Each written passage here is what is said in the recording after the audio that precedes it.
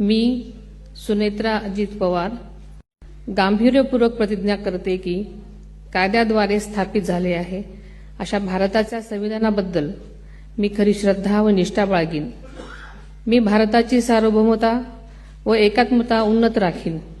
मी महाराष्ट्र राज्याची उपमुख्यमंत्री म्हणून माझी कामे निष्ठापूर्वक व सद्विवेक बुद्धीने पार पाडेन आणि संविधान व कायदा यानुसार सर्व तऱ्हेच्या लोकांना मी गांभीर्यपणे व निपक्षपातीपणे तसेच कोणाच्याही विषयी ममत्वभाव किंवा आकस न बाळगता न्याय वागणूक देईन.